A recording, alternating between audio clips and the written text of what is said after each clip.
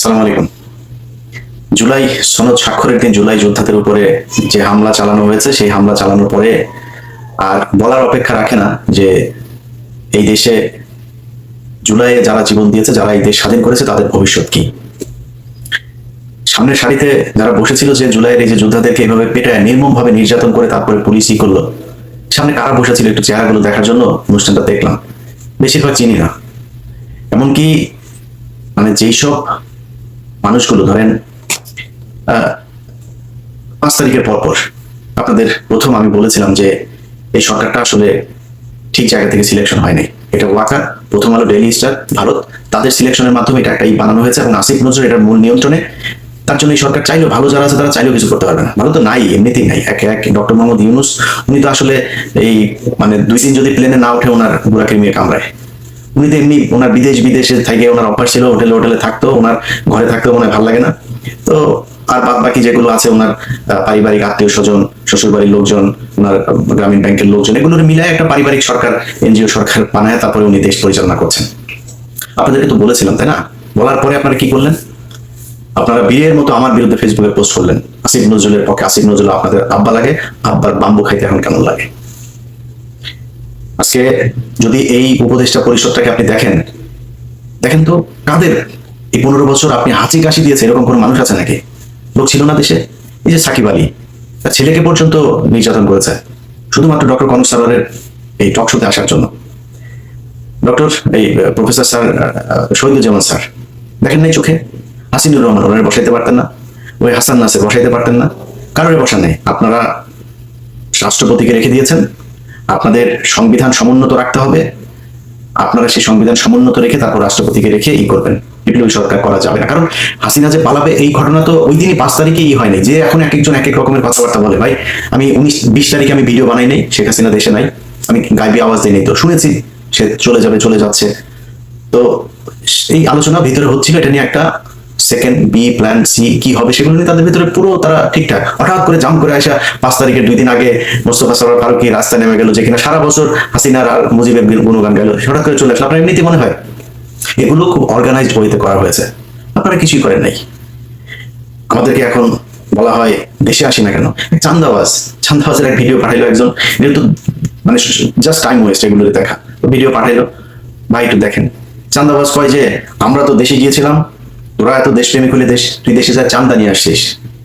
আমি ইলিয়াস এখানে বসে থেকে তোর বিডিআর বাপদেরকে যা জিজ্ঞেস করিস যে ইলিয়াস কয়জনকে ছাড়িয়েছে, তোর আলেম বাপদেরকে যা জিজ্ঞেস করিস, সবশেষ শফিউর রহমান ফারাবিরে যা জিজ্ঞেস করিস তোর বাপের অবদান কি ছিল, অ্যাটর্নি জেনারেলকে যা জিজ্ঞেস করিস যে তোর এই বাপ কতবার অ্যাটর্নি জেনারেলের হাত পা চেপে ধরেছে যে ভাই এটার একটু শুনানিটা আগায় দেন, যা জিজ্ঞেস কর। তোর বাপ এখানে বসে এগুলো করেছে, তোর বাপ দেশে গেলে এগুলি করতে পারবে না, এই কারণে দেশে যায় না। আর তোরা দেশে গেছিস, তোদের সমস্যা নাই তো? আজ পর্যন্ত বলছিস নাকি তোরা ডিজিএফআই ভাতা খায়া তারপরে তোরা কথা বলিস টাকা পয়সার সমস্যা আছে? এই দিন থাইল্যান্ড, ওই দিন সিঙ্গাপুর, টাকা পাইস কই? তোর বাপের জমিদারি আছে, চোরের বাচ্চা। এগুলি আমরা বুঝি না কিছু, ওরা এসে আমাদের বোঝায় দেশে চাই না এই কারণে। কারণ আমরা রয়্যাল লোকজনদের চারিদিকে বসায় রেখে তারপরে আপনারা সুন্দর দেশ করবেন সেই দেশে আমাদের তো টার্গেট তো না আওয়ামী লীগ না, আমাদের টার্গেট বিএনপি না, জামাত, কোনো কিছু না। আমাদের দেশে কোনো শত্রু নাই। আমার শত্রু ইসকন, আমার শত্রু ইন্ডিয়ার লোকজনদের সেট আপ করে সুন্দর করে আপনি বসায় রেখে তারপরে দেশ পরিচালনা করবেন, সেই দেশে আমরা যাব। এই দেশ পরিষ্কার না করা পর্যন্ত এই দেশ আমাদের জন্য জীবনে কোনোদিন এখানে কোনো কাজ করতে পারবো? কাজ দিচ্ছেন কোনোদিন? দিয়া দেখেন, যদি নাকি মিনিমাম 1 টাকার 1 পয়সার যদি নাকি কোনো সমস্যা সেখানে দেখাইতে পারেন, নিজের গলায় নিজে জুতা করে তারপর ঘুরবো। কোনো সুযোগ নেই তো। কোনো একটা ভালো লোক এখানে যাবে, এই যে তারেক রহমানের মামলার যে রায় দেওয়ার জন্য তার মাথায় পিস্তল ধরা হলো, তার স্ত্রীর সাথে শেষ দেখাটা পর্যন্ত করতে পারেনি। এই লোকটা বাইরে থেকে স্ত্রীটা মারা গেল, সেই লোকটা দুদকের চেয়ারম্যান বানাবো শুনলাম। ওটা ঢুকতে দেয়নি, এই আসিফ নজরুলটা ঢুকতে দেয়নি, চুরি করতে পারবে না। এখন দুদকের কি করে? দুদক কোথায় কোন উল্টায় ফেলছে আমার একটু বলেন তো? কোনো কিছু নাই। মাঝে মধ্যে 2 একটা আওয়াজ দেয়, এটা নিয়ে তাদের বিশাল আকারে একটা দেখাচ্ছে। এই হচ্ছে গিয়া দেশের অবস্থা। এই দেশে আমরা যাবো, যাই কি করবো? এখানে যে চাঁদাবাজি করবো তোদের মতো? তো ওরা এগুলি বলে মাঝে মধ্যে। এখন যাই হোক, এগুলি তো আর সবার কথার জবাব দেওয়ার সুযোগও নেই, সময়ও নাই। এগুলো বাদ দিয়ে যে কথাগুলো বলতে চাই, যে দেশ তো স্বাধীন হয়েছে আপনাদের রক্তে। আপনারা যে সাহস দেখিয়েছেন, এই সাহস ভাই আমি দেখাইতে পারবো না। আগে থেকে সারেন্ডার করি। আমি যদি জুলাইতে দেশে থাকতাম, এইভাবে বন্দুকের সামনে আমি দাঁড়াইতে পারতাম না। আমি এটা আমার নিজের অক্ষমতা স্বীকার করছি। আপনারা সেটা করেছেন, আপনারা দেশ স্বাধীন করেছেন, আপনাদেরকেই করতে হবে। আমি বলছি না যে দেশের সরকার উল্টায় ফেলতে হবে, আবার নতুন সরকার এসে তারপর নির্বাচন বাইরে যাবে, ভাই দরকার নেই। আপনারা কিছু দাবি ঠিক করেন। আপনারা সবাই তো সোল্ড হয়ে যান নাই, তাই না? আপনাদের এই উপদেষ্টাদের সাথে ভাই যত কিছু হোক, যদি জিজ্ঞেস করেন আমারে যে 5 তারিখের আগের থেকে এখন ভালো আছি না, আল্লাহ অনেক ভালো হয়ে গেছে 5 তারিখের আগের থেকে। এখন মাঝে মধ্যে ঘুম থেকে ওঠার পরে আটকে উঠি যে শেখ হাসিনা কি আসলেই নাই, যখন মনে হয় না ঠিক আছে ওকে ঠিক আছে, তখন মাথা ঠিক হয়। তো এরকম একটা পরিস্থিতি থেকে আপনারা দেশ উদ্ধার করেছে। আপনাদের নিয়ে খারাপ কথা বলতেও পারি না, জানি তো অনেক কিছুই জানি, চাইলে আপনাদের বহু মানুষের অনেক কিছু নারী নক্ষত্র বের করা যায়, বলি না, বলবো না কোনো, মনে করেন না যে উপদেষ্টা থেকে চলে গেলে তারপরে বলবো। এইটুকু কৃতজ্ঞতা বোধ আপনাদের প্রতি আছে যে আপনাদের কারণে অন্তত হাসিনা দেশ থেকে পালিয়েছে, এটাই অনেক কিছু। শুনলাম টাকা কামাতে, আমি বলবো ভাই আপনারা এই টাকা পয়সা নিয়ে এত শুরু, মানুষের টাকার দরকার আছে। কারণ আমার এখন, আমি আমেরিকায় থাকি, আমার যদি কেউ জিজ্ঞেস করে যে আমার হাতে যদি ভাই আমেরিকায় যদি একটা বাড়ি হয়, একটা গাড়ি থাকে, হাতে যদি মানে মোটামুটি 2-4 লাখ ডলার হাতে থাকে, জীবনে কিছু দরকার নেই।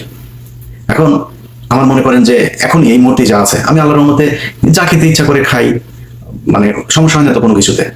ধরেন আমার এখন 4,000 কোটি টাকার মালিক হইলাম, আমি এর চাইতে বেশি খাইতে পারবো, ওইটা টেনশন ভাই আমার দিয়ে জীবনে কোনদিন এটা সম্ভব না। আমার বহু মানুষ ভাই ব্যবসা করে এই করে, ভাই ভাই আমার এটারে এই ঝামেলা আমি যাইতেই চাই না, আমার অনেক টাকা হোক এটা আমি চাই না, কোনোভাবেই চাই না। তো আমি তাদেরকে জিজ্ঞেস করলাম যে ভাই এই টাকা পয়সা তো এরকম করছেন কেন? আমার জবাব দিল ভাই দল পরিচালনা করার জন্য তো টাকা টুকা দরকার। জুলাই আগস্টে তারা সারা দেশে ভ্রমণ করলো না, এই যে কত জুলাই আগস্টে, তো ওই সময় হঠাৎ করে গোপালগঞ্জে যখন তাদের প্রোগ্রামটা, তো আমি তাদের বললাম যে ভাই আপনারা গোপালগঞ্জে যাবেন তো রেডি হয়ে যান নাই কেন? বলছে ভাই আমরা লোকজনও নিতে পারি ঠিক, আমাদের ফান্ড শেষ। সম্ভবত বরিশাল থেকে তারা গোপালগঞ্জে এসেছিল, অথবা এটা কি মাদারীপুর থেকে গোপালগঞ্জে গিয়েছিল, আমার ঠিক মনে নেই, দুইটার একটা হবে। তো আমার তখন আমার বাংলা ভীষণ উদ্বোধন হবে, যেখানে ওদের সাথে কথা হচ্ছিল, তো ওরা আসার চেষ্টা করেছে, শেষ পর্যন্ত করতে পারেনি। এখন আমার বললো যে ভাই এই ব্যাপার, টাকা আমাদের ফান্ড নেই। তখন ওই যে টাকা পয়সা করলেন, এত টাকা এগুলি করে, ভাই ওনারা টাকা পয়সা দেন না। কেউ টাকা তুরস্কে পাঠিয়েছে, কেউ কানাডাতে পাঠিয়েছে, কেউ পর্তুগালে পাঠিয়েছে, অস্ট্রেলিয়াতে পাঠিয়েছে, আর আরো বেশ কয়েকটা দেশের নাম বল, এক একজন এক এক জায়গায় জায়গায় গিয়ে তারপরে এই টাকা পয়সা পাঠিয়ে যার যার টাকা শেষে ইয়ে নামছে। এখন এই যে এটা হইলো, ধরেন আপনাদের ভেতরে 5 জন 10 জন বা ধরলাম 100 জন মানুষ আপনার টাকা পয়সা নিয়ে বাস খুব মানে মজা করে খাইতে পারলেন। যে ভাই এই দেশটা নিরাপত্তাটা যে আপনি ঠিক করলেন না, আপনি মনে করেন 5,000 কোটি টাকার মালিক হলেন, বিদেশে গিয়ে তারপরে সারা জীবন বসে খাবেন? মইনুদ্দিনের টাকার অভাব আছে? যে পরিমাণে ধান্দাবাজি সে করে গিয়েছে 111-এ, বহুত টাকা। জিজ্ঞেস করেন তো কেমন আছে, ফোন দিয়ে যায়নি ভাই কেমন আছেন, আমেরিকাতেই তো আছেন, খুব আরামই তো আছেন, তাই না? জিজ্ঞেস করেন তো কেমন লাগে। এত মজা না বিদেশের জীবন। আমাদেরকে যখন কথায় কথায় এই জুলাই আন্দোলনের বিষয়ে কথাবার্তা বললে আমরা দেশ অস্থির করতে চাই, ভাই আমরা দেশ কোনোদিন অস্থির করতে চাই নাই, আজকে দেশ অস্থির। আমরা যেগুলো নিয়ে কথা বলেছি সেগুলোর সরান নাই, সেই কারণে আজকে দেশ অস্থির। এই যে স্বরাষ্ট্র উপদেষ্টা, এ হলো ওয়াকারের সাথে প্রতিদিন তার আপডেট জানায়, কি হবে কালকে, কি করতে হবে, কোন ওসিরে। ওইদিন পুলিশের অফিসারের সাথে কথা হচ্ছে, অফিসার কয় যে ভাই বাথরুমে যাই, বাথরুমে যাওয়ার পরে আবার ফিরে এসে চেয়ারটা পাবো কিনা, এটা মানে মনের ভিতরে একটা ভয় থাকে, বাথরুম থেকে বের হওয়ার পরে চেয়ার নাই হয়ে যেতে পারে। এইভাবে পুলিশ কাজ করতে পারে নাকি? পুলিশটারে এই স্বরাষ্ট্র উপদেষ্টার ওই যে খোদা বক্স, এই খোদা বক্স দুইটাই মিলাও বাক্সের মধ্যে পুলিশটা ঢুকায়া আচার বানায় পুরা এই যে চানাচুর ভাজা দিয়ে তারপর খেয়ে ফেলছে। পুলিশের মধ্যে কোনো মানে তাদের ভিতরে এখন কাজ হয়েছে যে কত টাকা খাওয়া যায়, কেমনি খাইটা, কখন কোন চেয়ার সরে যায়, চেয়ার থাকতে থাকতে যে কয় টাকা খাইতেছে, এটা হচ্ছে অবস্থা পুলিশের। এইভাবে চলছে দেশ। তো আমরা আপনাদেরকে 5 তারিখের পর বলেছিলাম যে এই মানুষগুলোকে সরাইতে হবে। সরাইতে আপনারা জানো নাই। আপনি এই দেশটা যে স্বাধীন হইল, কারা শত্রুটা কারা ছিল? আপনার ভারত ছিল না? আপনি বলেন তো এই জুলাই যোদ্ধারা, আপনাদের সবাই দোষ দিয়ে লাভ নেই, আপনাদের নেতৃত্বের কথা বলছি। আপনাদের নেতৃত্ব কোন ইস্যুটা নিয়ে হঠাৎ করে হাইকোর্টের এখানে হাসনাত আব্দুল্লাহ এগিয়ে দিল, সবাই রাজুতে চলে আসে, হাইকোর্টে যায়, তাপ করে 15-20 জনের আপনারা ফেলাই দিলেন। আর ফেলান নাই কেন? আর কোথায় যান নাই কেন? এই যে বিডিআর এর লোকগুলি এতদিন ধরে জেলে থাকলো, আমি তো ওদের সাথে আমার মানে পারিবারিক ভাবে তাদের সাথে আমি জড়িত, কারোর কাছে শুনি না আপনারা কোনোদিন এর এটা হইলে আমার ফোন দেবে, ওইটা হইলে আমার ফোন দেবে। সারাদিন আমি বিডিআর অন্তত 10টা ফোন রিসিভ করি, কখনো বিরক্ত হই না তাদের প্রতি, হয়তো ফোন ধরতে পারি না মাঝে মধ্যে, বিরক্ত না। কারণ এই মানুষগুলির উপরে যে নির্যাতন হয়েছে, মানুষগুলির পাশে আপনাদের থাকা উচিত ছিল না? থাকেন নাই। ওই যে ফেনীতে 16 জন এখন পর্যন্ত কন্ডেম সেলে, যাইতে পারতেন না? যান নাই। এখনো আলেমরা জেলে, আপনি জানেন? ওই যে বিশেষ সন্ত্রাস বিরোধী আইন, সেই আইনে এখন পর্যন্ত এই যে হঠাৎ করে বললো যে এই আমেরিকান দূতাবাসে নাকি কারা নাকি নাশকতা চালাবে, সোয়াদ টোয়াদ যায় হাজির। আপনি জানেন সিটিডিসি প্রধানের চেয়ারে কারে বসানো হয়েছে? এসবি প্রধানের চেয়ারে কে সেটা জানেন? এসবি প্রধান মানে এই যে এত কিছু ঘটে, এত মানুষ বের হয়ে যায় ওই বর্ডার দিয়ে এয়ারপোর্ট দিয়ে, আপনি কি করেন? সবশেষ দিলীপ আগারওয়াল প্রায় 10টা মামলা, আস্তে আস্তে চুপচাপ করে তারপরে তারা জামিন দিয়ে দিল। 680 কোটি নিয়ে আসিফ নজরুল তারা জামিন দিয়ে দেশ থেকে বার করে দিলেন। কেউ জানেন না আপনারা? জামিনগুলো হলো এটাও জানাইতে পারলেন না আমাদেরকে। আপনারা মানে কল্পনা করেনি যে সেইভাবে জামিন নিয়ে নেবে। তো এটা নিয়ে আপনাদের বিস্তারিত জানাবো আমি এই সপ্তাহের ভেতরে। এই হচ্ছে কি দেশের অবস্থা এখন। ভাই আপনাদেরকে নিয়ে যত সমালোচনা করি, সমালোচনার পরে একটা জিনিস আমার বলতে হবে যে আপনাদের ভিতরে সবাই অমানুষ না, সবাই স্বার্থের জন্য বন্দুকের সামনে দাঁড়ান নাই। আপনাদেরকে এক হইতে হবে, দাবি জানাইতে হবে, এই জায়গা আমাদের ঠিক করতে হবে। এই জায়গা যদি ঠিক না করে সরকার, আবার দাঁড়াইতে হবে। এরা চুরি করে করে এরা সব ভদ্র শয়তানের মতো করে আমাদেরকে মাঝে মধ্যে সরকারের থেকে খুব ঊর্ধ্বতন একদম সরকারের সর্বোচ্চ লেভেলের একজন গত জুন মাসে আমার সাথে তার একটা মিটিং হলো, তো সে আমারে কাজ দিল। কাজ হয়েছে আগস্টের 5 তারিখ থেকে আগস্টের 15 তারিখের মধ্যে ওয়াকারকে ফেলে দেওয়া হবে। তো খুব জোর প্রচেষ্টা চালাইতে হবে ইলিয়াস ভাই। চালাইলাম, কই ফেলাইলেন না তো, ওয়াকারে তো আপনার সরাইলেন না। আচ্ছা সরাই সে আবার ওই সময় বলছিল যে ইলিয়াস ভাই আপনাদের হেল্প লাগবে, আপনারা একটু সোশ্যাল মিডিয়াতে এটা ব্যাপারে একটা জনমত গঠন করেন। ওয়াকারের ব্যাপারে জনমত গঠন করা শেষ, ওয়াকারের আপনার পেতে সে বলছিল যে অনেক ইফ বাট এগুলো থাকবে, এটা করা যাবে কিনা, আপনার একটা চেষ্টা তারা করেছিল, করতে পারেন নাই। আচ্ছা ধরেন আমি সেনাপ্রধানের সরানো খুব কঠিন। আচ্ছা আপনার আশপাশে চোর বাটপাট দিয়ে ভরা, মানে সবাই জানে যে ওরা চুরি করে, তাদেরকে সরাইতে পারেন নাই। আমার একটা দেশ বলেন তো, মিডল ইস্টের এই দেশের মানুষগুলোই তো কষ্ট করে, এদের কারণে এই যে আপনি এখন রিজার্ভ না ছোটের বাচ্চারা তোরা সব কয়টা টাকা করছিস, পাচার করছিস।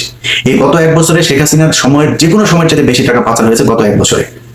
তোরা যে পাচার যে সবশেষ দিলীপ আগারওয়ালা যে টাকা পাচার হলো না, এই টাকাও পাচার করেছে আমাদের চুয়াডাঙ্গার টরিক, ওর মাধ্যমে সিঙ্গাপুরের ব্যবসা ওগুলি দেখায় ওইখানে টাকা ভাগাভাগি হয়েছে। পাচার করলি প্রতিটা উপদেষ্টা টাকা পাচার করেছে। ওরা কয় আমাদের সেফ এক্সিট লাগবে না, সেফ এক্সিট, তোরা সেফ এক্সিট কই নিয়ে দিবে?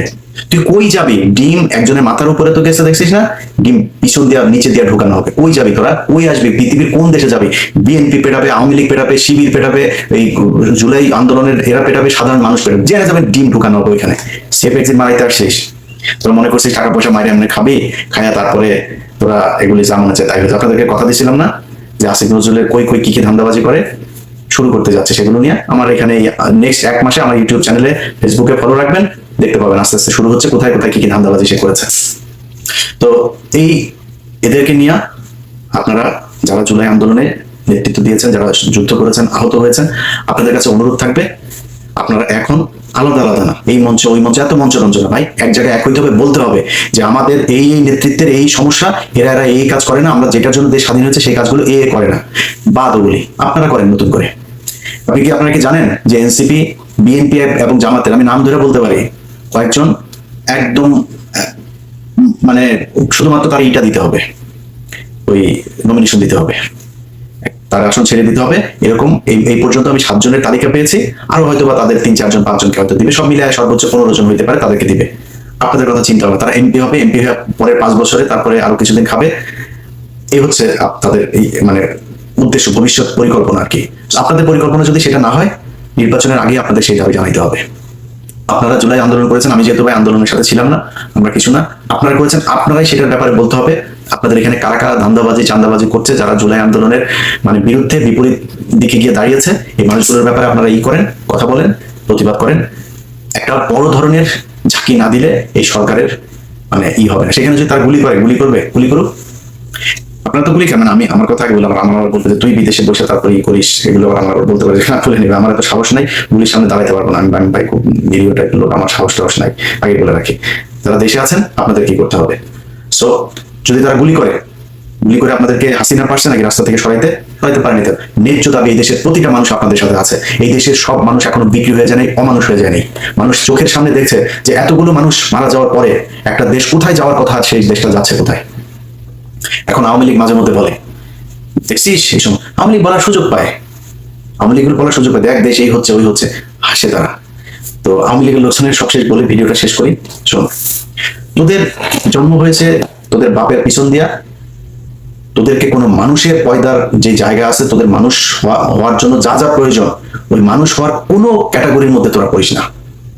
তোদের এখন যদি এই দেশ যদি আরো খারাপ হয় না, তো শেখ হাসিনার মতো হইতে পারবে, মানে পৃথিবীর সবচেয়ে খারাপ দেশের মধ্যে যাবে, শেখ হাসিনা বানাইতে পারবে না। যেই দেশে তার নিজের দেশের সেনাবাহিনীরে একটা ঘরের ভেতরে বন্দি করে রাখে, পুলিশে বন্দি করে রাখে, আলেমরে বন্দি করে রাখে, সেই দেশ তো নাই এখন। অনেক সমস্যা আছে, ওই জায়গায় যায়নি, যাইতে দেওয়া হবেও না। ধৈর্য ধর। এই দেশের ভেতরে সব মানুষ বিক্রি হয়ে যায়নি, সব মানুষের দিয়া ওরা যে অপকর্ম চান্দাবাজি যেগুলো করছে, এই ধান্দাবাজি করাইতে পারবে না। যারা আজকে করছে তাদের বিচার এই দেশে হবে, আজকে হোক কালকে হোক। আর ডক্টর ইউনূস যদি বাংলাদেশে ওই জিয়া অরফানেজ ট্রাস্ট এইটার এই দুর্নীতির জন্য যদি নাকি রাষ্ট্রপ্রধান হিসেবে খালেদা জিয়ার বিচার হয়, তোমার বিচারও হবে। তুমি সব চোর বাটপান নিয়ে এনজিওগ্রাম, তোমার পারিবারিক আত্মীয় স্বজন, শ্বশুর বাড়ির লোকজন নিয়ে তারপরে তুমি সরকার চালাবা, আর তোমার উপরে কোনো দায় আসবে না, এগুলো নিয়েও এই দেশে বিচার হইতে পারে। ওই দিনের কথা ভুলে যাও না। এই দেশে বহু ঘটনা ঘটেছে, বহুদিন পরে বিচার হয়েছে। শেখ হাসিনা 15 বছর মনে করেছিল কিছুই হবে না, এখন এখন সেনাবাহিনীর মেজর জেনারেল পলায় যায় রাতের বেলা ওই পেঁয়াজের ফেরত ট্রাকের মধ্যে করে, তারপরে এই চড়ে। তোমার বিচারও হইতে পারে এই দেশে। ধৈর্য ধরো। এই দেশের মানুষ সব সময় সঠিক সিদ্ধান্ত নিয়েছে, সব সময় এই দেশের সাধারণ মানুষ। অনেকে বলে থাকে এই দেশের মানুষ, ভাই আমি মনে করি না এই দেশের মানুষ খারাপ। মানুষ মাত্রই অপরাধ প্রবণ। তাদের মানে আমি মুসলমান হিসাবে মানে আদম আলাইহিস সালাম ভুল করেছে, যে তাকে দুনিয়ায় পাঠানো হয়েছে তার অপরাধের শাস্তি হিসাবে। আমরা মানুষ অপরাধ প্রবণ। আমাদেরকে আইন দিয়ে, সুশাসন দিয়ে আমাদেরকে আটকায় রাখতে হবে, আমাদেরকে সঠিক পথে আনতে হবে। তুমি নিজে ভাব সব কটা চোর নিয়ে বসে আছো, সে দেশের মানুষ ঠিক হবে কেমনে? মানুষ এখন মানুষের ভিতরে হাই হুতাশ, কে কোথেকে খাবে, কাঠটা খাবে, কি খাবে, কত টাকা, মানে কারোর মধ্যে শান্তি নেই। প্রতিটা সরকারি প্রতিষ্ঠানের মধ্যে কে কখন কারে চাকরি যায়, কি হয়, সবাই ধান্দা, যত তাড়াতাড়ি পায় টাকা পয়সা, আর যা পায় সব করে। সবার মাথায় আছে যে দেশ থেকে চলে যেতে হবে, বাইরে গিয়ে তারপরে কয়েক বছর থাকতে হবে। কয়েক বছর থাকতে হবে সেটাও হয়তো জানে না, আর অনেক বছর থাকতে হবে, যেহেতু শত কোটি হাজার কোটি কোনো টাকায় তার মানে সন্তুষ্টি হচ্ছে না যে কত হইলে তারপরে বিদেশে গিয়ে অনেক বছর থাকা যাবে। হতে পারে সারা জীবনও থাকতে হইতে পারে। আপনি যদি এখন আমরা জিজ্ঞেস করেন যে ভাই শেখ হাসিনা আসতেই পারে, না আসার জন্য কি করেছেন আপনি, ইদানিং মানুষ কেউ ফোন করে কিছু বললে ভাই হইতেই পারে, সমস্যা কি? এ ধরেন সব শেষ ঘটনার ভেতরেই যেদিন কু করার কথা বলা হচ্ছিল, কিন্তু আমার ফোন করলো ইলিয়াস এই ব্যাপার। আমি বলছি দাদা হইলে আপনার সমস্যা কি? কু হইলে আপনার কোনো সমস্যা আছে? আপনারা কেউ এখন এই সরকারের ভিতরে কেউ আপনার সাজেশন নেয়, আপনার কথা শুনে না কিছু শুনে? আপনার কু হইলে সমস্যা, কু হয়ে আর সেনাবাহিনীর আরেকটা পক্ষ আসবে, সমস্যা নাই তো আমাদের। আমরা এখন মানে একটা কি বলবো, যে প্রতিটা মানুষ এরকম বাংলাদেশে, যার যে ভালো মানুষ তার ভেতরে হতাশা, খারাপ মানুষের ভেতরে হতাশা, সবার ভেতরে একটা হতাশা, অনিশ্চয়তা কাজ করে। আমার ভেতরে সেটা কাজ করছে। দেশটা এরকম হওয়ার কথা ছিল না। যাই হোক, ভিডিওটি একটু বানাইতে হন ভাই, ভালো লাগে না। আর তারপর বললাম যেগুলি যদি মনে চায় সঠিক কি করা দরকার, এই দেশে অনেক মানুষ আছে, নেতৃত্ব দেওয়ার মানুষ আছে, আন্দোলন করার মানুষ আছে, বন্দুকের সামনে দাঁড়ানোর মানুষ আছে। আপনাদেরকে ঠিক করতে হবে কি হবে। আমার পক্ষ থেকে, আমার জায়গা থেকে যদি কোনো সমর্থন, কোনো কিছু প্রয়োজন হয় জানায়, জীবন দিয়ে দিব দেশের জন্য। কিছু কিছু মানুষ আবার আছে, এগুলি বললে আবার ওনারা বিএনপির ভাইদের ভেতরে অনেকে আছেন, বলে থাকেন যে যেহেতু দেশপ্রেমিক দেশে যাস না কেন। বললাম চান্দাবাজ, সারাদিন চান্দাবাজি করে। আমরা দেশে গিয়েছি, তোরা দেশে যাস না, তুই চান্দা আনতে দেশে গেছিস। আমার তো চান্দা আনতে দেশে যাবো না, আমি দেশে যাওয়ার দরকার, আমার যেটা করার দরকার, দেশে যেটা করতে চেয়েছি সেটা এখনো করতে পারিনি, এই জন্য দেশে যাইনি। তো বিএনপির ভাইরা আবার কেউ মানে একজনের নিয়ে আপনি কথা বলবেন, কারণ আমরা তো আর আপনি বলতে পারেন না যে তুই চান্দা নিছিস ওখান থেকে, তুই এটা তো বলতে পারেন না। আমার কি বলে, তুই দেশে আসিস না কেন, তুই তো দেশপ্রেমিক, দেশে আসিস না কেন? বিএনপির ভাইরা আপনাদের অনেকেও এখনো দেশে যায়নি, হিসাব করে কথাবার্তা বলেন। 2 দিনের মধ্যে এত চোখে পল্টি নিয়ে আপনাদের সব নেতা টেতারা আছে না, তারা কিন্তু খুব ভালো আছে। তারা এরই মধ্যে বহুত টাকা খামিয়েছে ভাই।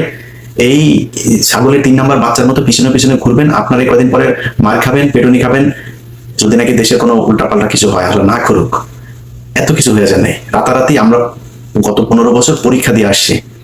আজকে ইলিয়াস 21 টিভিতে এতদিনে অনেক উপরের পদে থাকতে পারতো। তো ইলিয়াস ইটিভি থেকে বের হয়েছে কেন, বাংলাদেশ থেকে বের হতে হয়েছে কেন? যেদিন আপনাদের বিএনপির লোকজন 5 জানুয়ারি কথা বলতে পারে না, ইলিয়াস সেদিন আপনাদের পক্ষে দাঁড়িয়েছিল, এই জন্য ইলিয়াসকে দেশ থেকে চলে আসতে হয়েছে। এত বালের মোহ নাই যে আমেরিকা ইউরোপে যায় তারপর থাকতে হবে। ইলিয়াস সারা জীবন থাকবে না, এটা আজকে বলে রাখলাম। আমার এই ভিডিওটুকু কাটে রাখেন যে ইলিয়াস ইউরোপ আমেরিকার দেশে সারা জীবন থাকার জন্য বসে নাই, এটা মনে রাখেন। সো আমাদেরকে যখন বলেন যে দেশে আয় এগুলো কথাবার্তা বলার সময় একটু হুশ করে কথা বলবেন।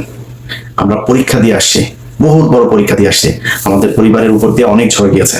একবার পুলিশ গেলে, এখন তো দেশে গুম হয় না, খুন হয় না। এখন যদি কারো বাড়িতে পুলিশ যায় কেমন লাগে একটু নিজেরা জিজ্ঞেস করেন। আমাদের বাড়িতে পুলিশ রুটিন করে যায়, তো ডিজিএফআই, এনএসআই, সিটিএসপি, সিআইডি, এমন কোনো সংস্থা নাই যে সংস্থা থেকে যায়নি। আমার ভাইদের অফিসে যাইতো, বোন জামাই চাকরি খেয়ে দিয়েছে, এগুলো তারপরে সাফার করে এসছে। আমাদেরকে নতুন করে শিখাইতে আসে না। সাহস কারে বলে? সাহস ওই 5 জনের নির্বাচন দেখে না, ইলিয়াসের ওই ইটিভির ইয়েতে যায়, আর্কাইভে যায়। আপনারা তখন ইউটিউব দেখেন, ইউটিউবের যুগের আগে সাংবাদিক আমরা ছিলাম। ওই আমি কি সাংবাদিকতা করতাম 21 চোখের আগেও বহুত আর্কাইভে আছে, ওগুলি দেখে আসেন। ইলিয়াসকে কথা বলার সময় হিসাব করে বলেন। এখানে বহু বিএনপির ভাইদেরকে দেখেছে, আওয়ামী লীগের লোকজন এসে টানার কারে ধাক্কায় টাকা সরাই দিছে। আমরা ভাই বুক ফুলায় এখানে চলছি, কোনোদিন চুপ হয়ে যায়নি। একটা দুইটা না, বহু কিছু করে ফেস করে থাকতে হয়েছে। এখানে জঙ্গি বানিয়েছে, অনেক কিছু বানিয়েছে, এগুলো নিয়েই তারপরেও দেশের কথা বলেছে। অতএব পরীক্ষা নিতে আসেন না, পরীক্ষায় বহু আগে পাশ করে আসে, ওই পরীক্ষা নতুন করে নিতে গেলে হবে না। নিজেরা ঠিক হন, দেশটারে ঠিক হইতে দেন ভাই। খাইতে পারবেন, কয়েকদিন পরে খাইয়েন, কোনো সমস্যা নেই। আওয়ামী লীগ মুক্ত ইন্ডিয়া মুক্ত করেন। আপনাদের সমস্যা আওয়ামী লীগ ছিল না, আপনাদের সমস্যা ছিল ইন্ডিয়া। খালেদা জিয়া জেলে, হাসিনা জীবনে খালেদা জিয়া জেলে পাঠাইতো না যদি ইন্ডিয়া না করতো। সাকা চৌধুরীর কোনোদিন হাসিনা দিত না। হাসিনা তো মানে ছিল আপনার, মানে স্বপ্ন ছিল হাসিনার বাপের, হাসিনার সাকা চৌধুরীর কাছে দিয়ে দেবে। খারাপ সম্পর্ক ছিল না তাদের সাথে। ফাঁসি দিয়েছে ইন্ডিয়া দিয়েছে, জামাতের লোকজনের দেয় নেই, ইন্ডিয়া ফাঁসি দিয়েছে। তো আপনাদের শত্রুকে এটা চিনেন, এটার জন্য যারা আওয়ামী লীগের হয়ে ইন্ডিয়ার হয়ে কাজ করেছে তাদেরকে সরান প্রশাসনের বিভিন্ন জায়গা থেকে। যদি না সরান সামনে আরো অনেক বিপদ। এই যে আগুন টাগুন হচ্ছে, এগুলো ছোটখাটো বিষয়, পাগল বানায় ফেলবে। আপনি ওই রয়ের ডিজিএফআই দিয়ে রয়ের ফর্মুলা সব তারা জানে, এটা করতে পারবেন না। একটা ভদ্রলোক আছে যে এই সেনাবাহিনীর চিটা 24 আপনার কি বলে জিওসি, তো ওই লোকটারে মনে করেন যে মানে আমি জানি না আছে কিভাবে ওই জায়গায়। এখনো পর্যন্ত ডিজিএফআই লোকজন যত আকাম কুকাম চিটাগাং কেন্দ্রিক করে, আমার মনে হয় এই লোকের মাথা মতো নষ্ট হয়ে, ওই লোকটা দেশপ্রেমিক। এই 24 আন্দোলনে ওই লোকই প্রথম সেনাবাহিনীর সবচেয়ে জেনারেলদের ভেতরে উনি প্রথম কথা বলেছেন যে না, আমরা এটা করা যাবে না। তো এই টাইপের লোকজন কিছু আছে, এরকম সব জায়গায় চাই যে দেশটা ঠিক হোক, দেশটা ভালো থাকুক। এই ডিজিএফআই যেই নাটক আগুনের নাটক যা আছে, এগুলো দিয়ে দেশের মানুষের জীবন সম্পদ নষ্ট হওয়া, দেশকে অস্থিতিশীল করে তোলা, নভেম্বরে ডিসেম্বরে তফসিল ঘোষণা হলে সেই কেন্দ্রিক বিভিন্ন ধরনের কাজকর্ম, এগুলো করতে হলে ভাই ওদেরকে সরাইতে হবে। আমাদেরকে যারা বলেন আমরা অস্থিতিশীল করতে চাই, আমরা দেশকে সত্যি খুব খুব ভালো সব জায়গার মানুষ, আপনি প্রবাসে যারা থাকে, এই যে মিডিল ইস্টের মানুষগুলো, তাদের টাকায় এই দেশ চলে। বুঝলেন তো? যায় মানুষগুলোর কাছে জিজ্ঞেস করেন যে একটা মানুষের কোনো পরিবর্তন হয়েছে? একজন মানুষ পাসপোর্ট করতে গেলে আগে যে ধরনের হ্যাচেল হইতে হয় না, টিকিট সেই টাকা দিয়ে যায় না, যে কয় টাকা দিয়ে সৌদিতে যেত তার চেয়ে কম টাকায় যায়। মালয়েশিয়ার সেই সিন্ডিকেট কিছু হয়েছে কিনা, সেই সিন্ডিকেটের সব কটাকে আসিফ নজরুল করে দিয়েছে, আবার নতুন সিন্ডিকেট, সেই আগের মতো সেই একই টাকা খরচ হচ্ছে। কার কি উপকার হয়েছে? পুরো দেশের কোন জায়গায় আমাকে একটা জায়গায় দেখান যে এই জায়গাটাতে কারোর পরিবর্তন হয়েছে? কিচ্ছু হয়নি, যা যেমন ছিল তেমনই চলছে, এইভাবেই